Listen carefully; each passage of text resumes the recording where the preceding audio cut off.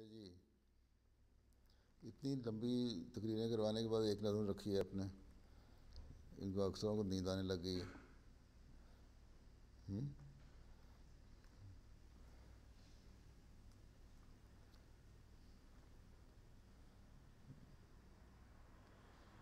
یہ معاہدہ میں سے کون ہے نظم پڑھنے والا؟ معاہدہ میں سے کوئی ہے نظم پڑھنے والا؟ کوئی نظم پڑھنے والا ہے؟ پڑھ لیتے ہو؟ زبانی یاد ہے؟ زبانی یاد ہے کیا؟ چلو آگے دیکھتے ہیں، سنا دو۔ اس کو وہیں چھوڑا مائکرو فون کو۔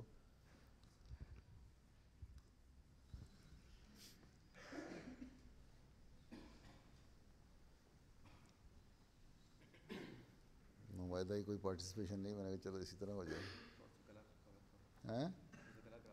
گلا خراب ہے تو پڑھ نہیں آ رہے ہو جگہ پہ؟ باقی گلے نہ صاف کرتے رہیں تو نظم سن کے۔ چلو۔ دشمن کو ظلم کی برچھی سے تم سینہ و دل بر مانے دو، دشمن کو ظلم کی برچھی سے تم سینہ و دل بر مانے دو، یہ درد رہے گا بن کے دوا، تم صبر کرو وقت آنے دو، یہ درد رہے گا بن کے دوا، تم صبر کرو وقت آنے دو۔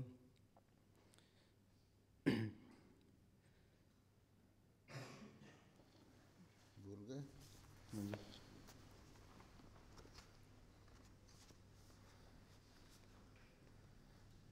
یہ عشق و وفا کے کھیت، یہ عشق و وفا کے کھیت کبھی، یہ عشق و وفا کے کھیت کبھی یوں خون سینچے بغیر نہ پنپیں گے، اس راہ میں جان کی کیا پرواہ، جاتی ہے اگر تو جانے دو، اس راہ میں جان کی کیا پرواہ، جاتی ہے اگر تو جانے دو، دشمن کو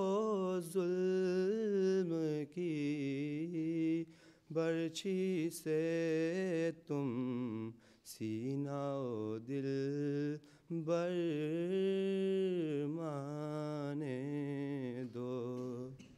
چلو انہوں نے اپنے پروگرام میں رکھی تھی، کسی اور سے پڑھوانی تھی، اور جس نے پڑھنی تھی وہ پیش عتاب کھا رہا ہوگا کہ تم نے یہ آگے پڑھ دی۔ طاہر احمد خالد۔ چلو جی، تجدید عہد کیا چیز ہے منصور چٹھا صاحب؟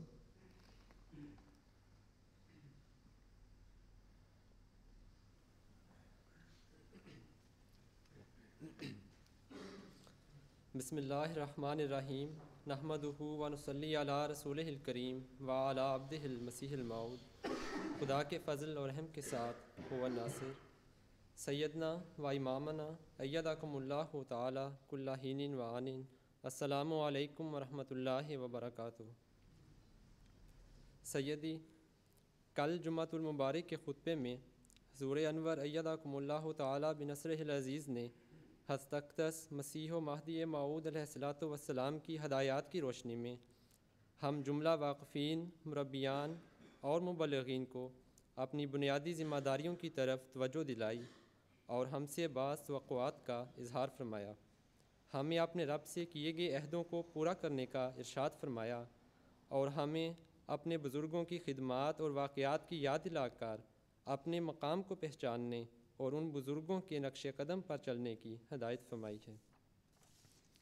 سیدنا، ہم تمام طلباء نیز اساتذہ و کارکنان حضور انور ایدکم اللہ تعالی بنصرہ العزیز سے یہ عہد کرتے ہیں کہ بفضلہ ہی تعالی جس طرح ہمارے اسلاف نے اسلام اور احمدیت کی خاطر اپنی زندگیاں وقف کر کے پھر وقف کے تمام تقاضے پوری وفا اور صدق و صفا کے ساتھ نبھائے اور اپنی جانیں اس راہ میں قربان کر دیں، انشاءاللہ العزیز اسی طرح ہم بھی تمام واقفین ان کے نقش قدم پر چلنے کی پوری کوشش کریں گے، اور جیسا کہ حضرت اقدس مسیح موعود علیہ الصلوۃ والسلام نے واقفین زندگی سے توقع رکھی ہے، انشاءاللہ اپنے عمل سے اپنے وقف کے عہد کو ثابت کر دکھانے کی کوشش کریں گے۔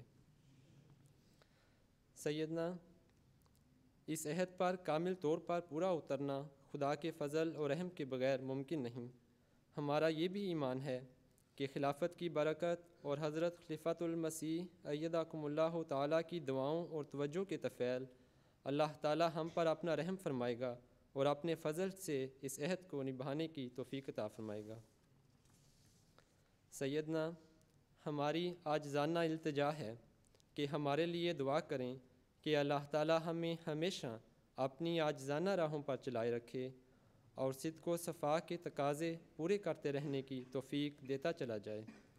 ہمارا شمار ہمیشہ اس گروہ میں ہو جن کے متعلق اللہ تعالیٰ نے فرمایا ہے کہ وَلْتَكُم مِّنكُمْ أُمَّةٌ يَدْعُونَ إِلَى الْخَيْرِ وَيَأْمُرُونَ بِالْمَعْرُوفِ وَيَنْهَوْنَ عَنِ الْمُنكَرِ وَأُولَٰئِكَ هُمُ الْمُفْلِحُونَ۔ اور ہم حضرت اقدس مسیح موعود علیہ السلام کی اس خواہش کے پورا کرنے والے بنیں کہ ہمیں ایسے آدمیوں کی ضرورت ہے جو نہ صرف زبانی بلکہ عملی طور سے کچھ کر کے دکھانے والے ہوں۔ اے اللہ، تو ہمیں اس کی توفیق عطا فرما، آمین یا رب العالمین۔ ہم ہیں حضور پر نور کے ادنا غلام، طلباء و اساتذہ جامعہ احمدیہ یو کے۔ اچھا جی، جزاک اللہ، اللہ توفیق دے۔ ویسے تو میں جب گیا ہوں خطبے کے بعد دفتر میں تو پاکستان سے اور انڈیا سے فیکسیں پہنچی ہوئی تھیں، بلکہ کینیڈا کے جامعہ کے طلباء کی پہنچی ہوئی تھیں۔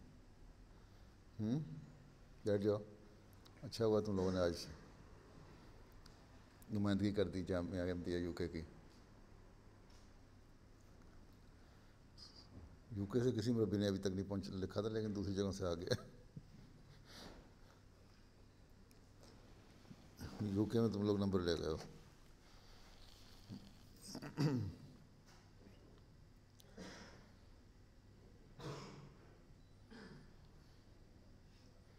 اچھا جی، جو لکھ کے میرا خیال رات ہی مرزا صاحب نے لکھ کے دے دیا تمہیں۔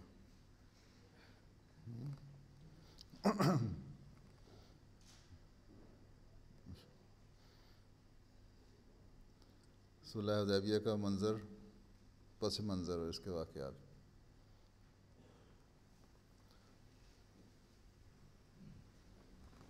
کون ہے؟ شہزاد احمد بھی کینیڈا سے آئے تھے یہاں؟ ہاں؟ اعوذ باللہ من الشیطان الرجیم، بسم اللہ الرحمن الرحیم۔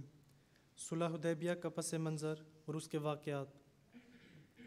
تاریخ اسلام کا جائزہ لیا جائے تو معلوم ہوتا ہے کہ حضرت صلی اللہ علیہ وآلہ وسلم کی مدنی زندگی میں ایک عظیم الشان واقعہ پیش آیا، جس کے ذریعے اللہ تعالیٰ نے اسلام کے لیے عظیم الشان فتوحات کے دروازے کھول دیے اور مسلمانوں کو اسلام کی پرامن تعلیمات کے اظہار کا وہ موقع عطا کیا جو اس سے قبل کبھی نہیں آیا تھا۔ خاکسار اس تاریخی واقعہ کی کسی حد تک تفصیل اس وقت بیان کرے گا۔ یہ عظیم الشان واقعہ تاریخ اسلام میں صلح حدیبیہ کے نام سے مشہور و معروف ہے۔ سن 6 ہجری میں غزوہ خندق کے بعد تقریباً 1 سال کا عرصہ گزر چکا تھا۔ عرب کی فضا بظاہر تو خاموش اور پرسکون تھی، لیکن اس میں اسلام کے خلاف فتنے اندر ہی اندر ابھر رہے تھے۔ انہی دنوں کی بات ہے کہ اللہ تعالیٰ نے رویا کی صورت میں حضور صلی اللہ علیہ وسلم کو خوشخبری عطا کی کہ مسلمان سر منڈائے اور بال کترائے ہوئے مسجد حرام میں داخل ہو رہے ہیں، اور آپ صلی اللہ علیہ وسلم نے اس سے یہی استنباط کیا کہ یہ بیت اللہ کی زیارت کی خوشخبری دی گئی ہے اور اسی سال پوری ہوگی۔ چنانچہ آپ صلی اللہ علیہ وسلم نے اہل اسلام میں منادی فرما دی کہ حج بیت اللہ اور عمرہ کی تیاری کریں۔ چنانچہ ہر طرف ذوق و شوق کے ساتھ اس کی تیاری ہونے لگی۔ چنانچہ ذوالقعدہ 6 ہجری کے شروع میں 1500 صحابہ کے ساتھ حضور صلی اللہ علیہ وسلم بغیر کسی جنگی سامان کے ساتھ مکہ معظمہ کی طرف روانہ ہوئے، اور ذوالحلیفہ کے مقام پر جو مدینہ سے 1 منزل کے فاصلے پر ہے، حضور صلی اللہ علیہ وسلم اور آپ کے غلاموں نے قدیم دستور کے مطابق احرام باندھا اور اونٹوں کے پہلو قربانی کی علامت کے طور پر داغ دیے۔ جب حضور صلی اللہ علیہ وسلم مکہ سے 2 منزل کے فاصلے پر اسفان کے مقام پر پہنچے تو آپ کے خبر رساں نے واپس آ کر حضور کی خدمت میں اطلاع دی کہ مکہ والوں نے آپ صلی اللہ علیہ وسلم کو روکنے کا پختہ عزم کیا ہوا ہے، اور اس غرض سے خالد بن ولید اور اکرمہ کی قیادت میں ایک دستہ مسلمانوں کے پرو کے بالکل قریب پہنچ چکا ہے۔ حضور صلی اللہ علیہ وسلم نے یہ خبر سنی تو تصادم سے بچنے کی غرض سے صحابہ کو حکم دیا کہ مکہ کے معروف رستے کو چھوڑ کر دائیں جانب ہوتے ہوئے بڑھیں۔ چنانچہ مسلمان ایک دشوار گزار اور کٹھن رستے پر پڑھ کر سمندر کی جانب ہوتے ہوئے آگے بڑھنا شروع ہوئے، اور خالد بن ولید اور اکرمہ کو کانو کان خبر نہ ہوئی۔ جب آپ صلی اللہ علیہ وسلم اس نئے رستے پر چلتے ہوئے حدیبیہ کے قریب پہنچے، جو مکہ سے صرف 1 منزل یعنی 9 میل کے فاصلے پر ہے، تو آپ صلی اللہ علیہ وسلم کی اونٹنی جو القصوہ کے نام سے مشہور تھی اور کئی غزوات میں آپ کی سواری میں رہ چکی تھی، یک لخت پاؤں پھیلا کر بیٹھ گئی۔ صحابہ نے عرض کی کہ شاید یہ تھک گئی ہے، مگر آپ صلی اللہ علیہ وسلم نے فرمایا نہیں نہیں، یہ تھکی نہیں اور نہ ہی یہ اس کی عادت میں ہے، بلکہ اس اونٹنی کو اسی خدا نے بٹھایا ہے جس نے اصحاب الفیل کو مکہ سے داخل ہونے سے روکا تھا۔ بخاری کتاب الشروط۔ گویا حدیبیہ کے مقام پر پڑاؤ ڈالنا حضور صلی اللہ علیہ وسلم کا اپنا فیصلہ نہ تھا، بلکہ یہ خدا تعالیٰ کی تقدیر تھی۔ حدیبیہ میں پڑاؤ چند روز جاری رہا، اور اس دوران قریش یہاں بھی پڑاؤ لکھا ہوا ہے، تم بھی پڑاؤ پڑھ رہے ہو، پڑاؤ ہے، رے لکھی ہوئی ہے نا یہاں، ڑے تم لوگ یہاں پڑھے ہوئے کو ویسے ڑے بولنے نہیں آتی، اوپر سے لکھنے والے نے بھی ڑے اڑا دی ہے۔ گویا حدیبیہ کے مقام پر پڑاؤ ڈالنا حضور صلی اللہ علیہ وسلم کا اپنا فیصلہ نہ تھا، بلکہ یہ خدا تعالیٰ کی تقدیر تھی۔ حدیبیہ میں پڑاؤ چند روز جاری رہا، اور اس دوران قریش مکہ کے ساتھ گفت و شنید ہوتی رہی، جس کا آغاز اہل مکہ کی طرف سے ہی ہوا، اور حضور صلی اللہ علیہ وسلم کی طرف کئی سفیر بھیجے، جن میں سے عروہ بن مسعود بھی تھا۔ جب وہ حضور صلی اللہ علیہ وسلم کے پاس آیا تو اس نے حضور کو یہ بات کہی کہ آپ صلی اللہ علیہ وسلم کے صحابہ مختلف انواع کے لوگ ہیں، اور جب وہ آپ کو چھوڑ دیں گے تو بالآخر آپ صلی اللہ علیہ وسلم کو قریشی کی طرف لوٹنا پڑے گا۔ یہ احمقانہ بات عروہ کے منہ سے سن کر صحابہ کے تن بدن میں آگ لگ گئی، لیکن ان کے دل کی ترجمانی حضرت ابو بکر رضی اللہ تعالیٰ عنہ نے کی، اور اسے بتایا کہ یہ وہم دل سے نکال ڈالو کہ محمد مصطفیٰ صلی اللہ علیہ وسلم کے غلام محمد مصطفیٰ کو کبھی کسی حال میں بھی چھوڑ سکتے ہیں۔